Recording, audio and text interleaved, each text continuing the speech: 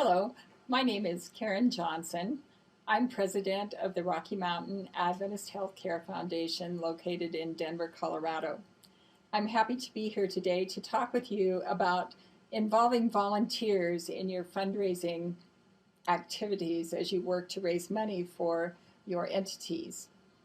As you may be aware, working with volunteers can sometimes be a challenge.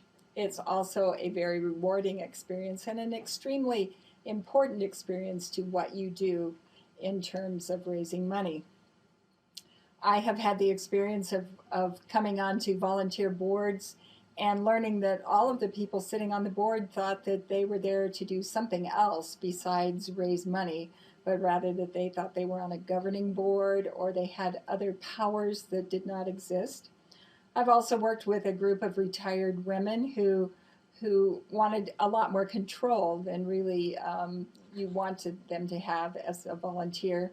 And it's interesting to take and mold and shape those groups of people to become what you really need for volunteers in your fundraising activities. Some characteristics that you should look for as you look to get volunteers to come and work with you are listed here. Loyalty, influence, knowledge about what it is you do with your foundation, previous support. And when I talk about previous support, I'm not just talking about them having been a volunteer before, but have they helped you financially? Have they given a gift? Are they people who can help you get a gift?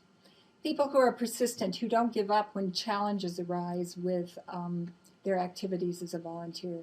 People who are very committed to what you're doing, who can communicate well, who have enthusiasm, and some volunteers who have some leadership strengths. You'll be looking for volunteers, first of all, for your boards. And those people need to embrace a lot of these characteristics, maybe not every single one of them, but they need to have a lot of those characteristics. Board members on fundraising boards can be very helpful in terms of helping you get money if they have the right characteristics and they're not afraid to do that. Also, people who help you with your events need to be able to communicate very well. They need to be able to talk to people about what great things can happen with their support for sponsorships for your events and all of those different things. So again, as you look for volunteers, I encourage you to look to someone who's very loyal to your organization, who can influence other people to give to you, and who support all of these other characteristics in terms of knowledge, communication, and leadership as well. There are some things that you should look for also and be aware of as you are recruiting volunteers, and I call them pitfalls. Many times someone will come to you and say, I know the perfect volunteer for you. They'll just do a wonderful job.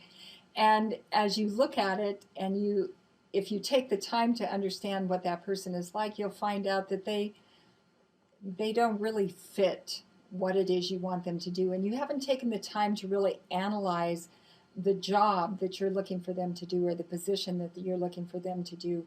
And while they may have been a great volunteer for someone else, they're not the greatest volunteer for what it is you have them to do. For example, if they were a person who went out and sought sponsorships and went and got engaged with people and did a great job there, but you're looking for someone who can sit at a desk and enter data into the computer, that might not be the right position for them. So it's very important to look at the position and analyze what it is and make sure that you fit those together. It's really just kind of like hiring someone for a job, and you want to be sure that you have the right fit. Also, if you just randomly take somebody or you understand that they had some problem before when they were a volunteer with another organization or with you, and they didn't do a great job, but you're going to take them anyway because someone said, I know they'll do better this time. And again, it's like hiring somebody who didn't do a good job before, but you're going to go ahead and hire them again anyway. That is usually, not always, but usually a problem. Oftentimes, volunteers that are really, really good and who can be very, very helpful to you are extremely busy. And sometimes they don't know when to say no. I'm on enough boards, or I'm doing enough volunteer activities. I don't really have the time to do more. You, as the person who's looking for that volunteer, should take the time to understand what all they're involved in now and make sure that you're not getting someone that's too busy and won't be able to help you. And again, sometimes it's just the wrong person for the job. You might have a different position that they would fit into better than the one that you're currently looking for. So be sure that you pay attention to those pitfalls, as well as a couple of others. Sometimes you, as the leader, don't give them the right preparation and training. And this is an experience that I've had many times with boards. Typically, when you're asked to be on a foundation board, for example, people who have been on foundation boards before would ask you, what do you expect of me? And one of the questions that they're really wanting to ask when they say that is, what are you expecting me to give you in terms of financial assistance? I have gone on so many boards where they've not had any expectations and they're just sitting there getting reports. Every time they come to a meeting, it's just reports. And if you don't give them the appropriate preparation and give them basically a job description that says, here's the expectations if you come to help us as a volunteer. This is what we want you to do. And here's how we'll train you. If you do expect them to help ask for money or to be solicitors for you, they need some training in terms of how is the best way to do that. And if you don't take the time to do those things for them, I promise you, you will end up with a group of people who just come to meetings to listen to what you have to say, but not really to help you. Sometimes you go seeking volunteers without really planning in terms of what exactly are you trying to do. We're raising money, but for what? What is it about your organization, and how do you have it planned and organized so that you can explain that to those volunteers? If you are confused, if you have not taken the time to develop a plan so that you can present it to them, you will run into another pitfall again, where they will become disengaged and probably not be much help to you. I have found that it's always very important to be very professional when you deal with volunteers. And while it can be an opportunity for them to come together with their friends and have a good time, it is still a professional environment where you expect them to act like professionals as well, especially when it comes to raising money. You don't want to give the wrong impression to potential donors or sponsors of your events. We talked a few minutes about training and what types of things you can do to help your volunteers learn what it is they're supposed to do.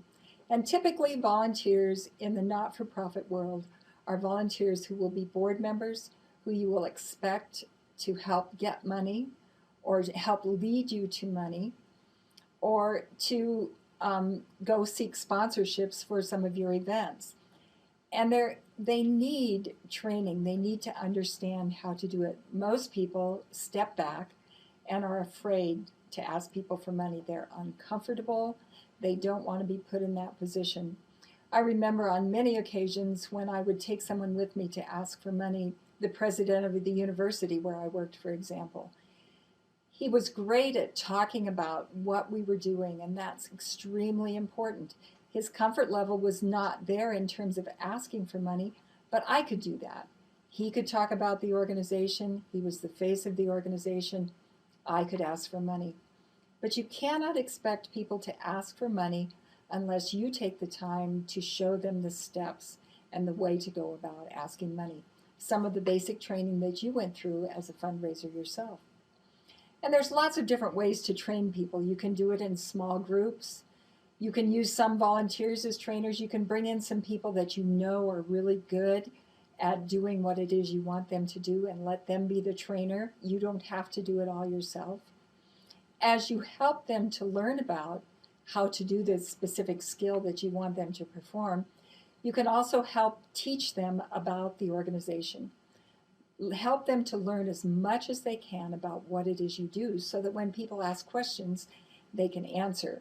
And people will know then that they're there because they have a passion for your institution and your organization. As a past teacher, I know that role playing, oftentimes when you're doing this type of thing, is a good experience. There are some people who really get into that. They think they're actors and they can do a really good job at it. And there's others who step back a little bit more because they're more shy. And that will help you to learn how they will do when they get in front of people that they don't know in terms of asking for money. So role playing is a good thing to do. Another important part of the training is to spend time answering their questions, and likely they will have a lot of questions to ask. There's things that they want to know, and what if this and what if that, and you need to be the person who can sit there and tell them what some of the things are that they might have questions about that you can answer for them at that moment.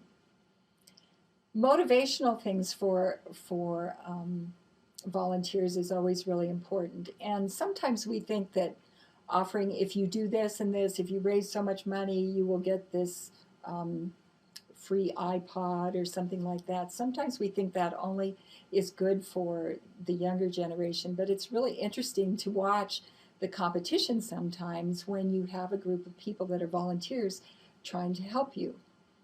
For example, if you do decide you're going to call a long list of potential donors, and each of them has a certain number of people that they're going to be calling, you can make that a little bit of a friendly competition in terms of who's going to get the most money, and you don't have to give away expensive things, but it always does help to bring that along as well. Training can also be a social time where the people get together and they start learning about each other, and having your volunteers know each other and become a team where they can work together as a group is much better than having a volunteer who does this particular thing over here and doesn't want the help of all of the rest of them, and another volunteer who does this particular thing. Certainly in fundraising, growing a team and growing a team of volunteers is really important. And I can't emphasize enough how important it is to train people in how to ask for money or sponsorships if you're going to have them do that. Sending them out to make cold calls without any preparation will likely lead to less money being raised and sometimes even some disastrous consequences. You want to train them specifically. A couple of things that you don't want them to do when they go ask for money is you don't want them to talk too much, and you don't want them to be apologetic about asking for money. And as fundraisers, you learn those things that you need to, once you ask somebody for money, you need to be quiet, and you need not be apologetic for asking someone to give you money. Managing volunteers involves quite a few things. It involves having the adequate tools, depending on what you're having them do for you. If you don't have the appropriate materials and the appropriate documents to put in front of them, if they're going to be asking for money, I promise you it will not go well for them. They have to have the right tools that you and your staff have put together to make sure that they can do their job the right way. Communicating with your volunteers on a regular basis and not just on the days that you see them is also an important piece. If you can send them email blasts on occasion to let them know how things are going, it will create their enthusiasm and cause them to have conversation with other people who might also want to get involved in terms of helping you as a volunteer. Your staff, if you have a staff, needs also to be able to work with them and know what they can do to help make their position as a volunteer go even better. And you need to introduce them to the staff, and they need to understand what it is that they do and how they can help. Monitoring volunteers' progress is also important. If you do have some volunteers who can raise money for you, it's important to document what they're doing and who they've gone to see and how many more prospects they're going to call on to get sponsorships and how those sponsorships are going. Sometimes there's problems, and you can find out about those problems early on if you monitor their progress and you see what's happening. You can find out early on they're not making any calls at all, and you need them to, and so you need to pick up the phone and call and say, is there something more I need to do in regard to training? Can I help you make appointments? But make sure that they're doing what it is that they've been assigned to do. Again, as we talked about them being extremely busy, we need to respect their time. and make sure that you are using their time that they have to give you in the right way, because likely they have other things to do. Probably communicating with them, and especially if they're board members, communicating with them on a monthly basis to let them know how things are going is a really important thing. If you have a board that you only see 4 times a year and there's no communication in between those times, it's going to really be probably not very helpful to them as board members, and they probably will become even more disengaged. Also, ignoring and monitoring their progress will cause them to think that you're disinterested and that you're not a part of what it is you're asking them to do. So I encourage you to be sure that you manage them and you manage their time wisely. As you think about volunteers, you may wonder, so what exactly are opportunities that they can do for us? And I want you also to think of these things specifically in regard to fundraising. We've talked about training and helping them to learn how to ask for money. As a board member, if they become a board member, you really, of a fundraising board, have 2 expectations of them. One is that they will give you money on a yearly basis to help with the projects that you do. And the other is that they will lead you to other people who you can get money from. So you expect them to assist with fundraising somehow, either asking or taking you to people that you can ask. They can be a connector to potential donors. Some of them will be great connectors, others not as much, but some of them will be very good at asking for money and others not as much.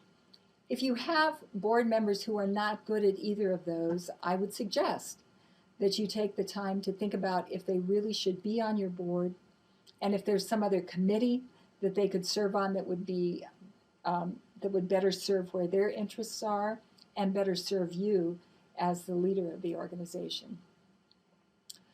Volunteers are also very beneficial when it comes to helping with events. It's very important you cannot, without a group of people as volunteers, being there with you to help with an event. You really can't pull the event off without them.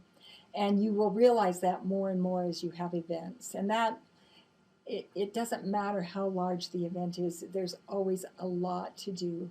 And having volunteers that can help you with that is extremely important.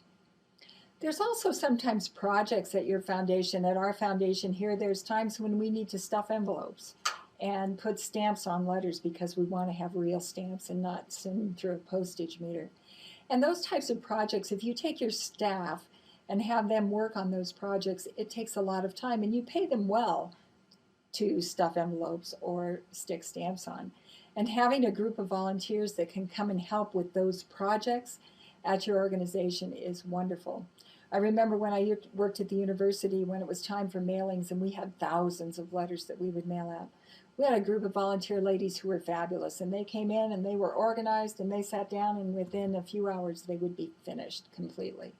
And they were proud of themselves for making that happen. So there are opportunities for volunteering that go beyond fundraising, but in the fundraising world, with volunteer boards and those types of things, you really are looking for people that can help you raise money.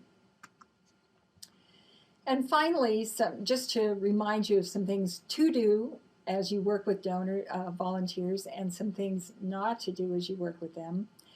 It is good to set deadlines. Your volunteers will always want to know, when do we need to have this done by?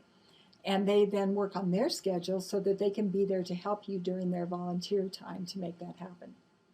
Again, if you don't train volunteers and you don't take the time to help them learn and understand about your organization and what you do, I promise you will find that they will be very ineffective.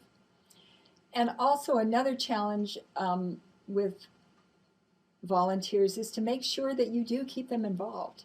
If you just talk to them once in a while and you don't bring them around to see and understand what's happening and to keep them involved with what's going on, it becomes a problem.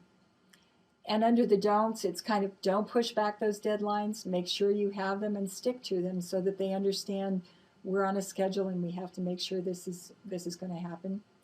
Don't train volunteers without taking the time to plan ahead in terms of what you're going to do and what you expect from them. Planning and organizing your training sessions is very important. Don't expect them to be enthusiastic all the time. You're the one who has to grow them and create that enthusiasm for what it is you do. And you can do that by telling stories, by engaging their heart with what's happening at your organization, and it will create that enthusiasm and make them want to really be a part of what you do. And finally, don't use them just for fundraising. That's a huge piece of what you do, but there are lots of other things that they can do to help you, and they're willing to and they want to help, not just do that particular project. So think of all different kinds of ways that you can use your volunteers.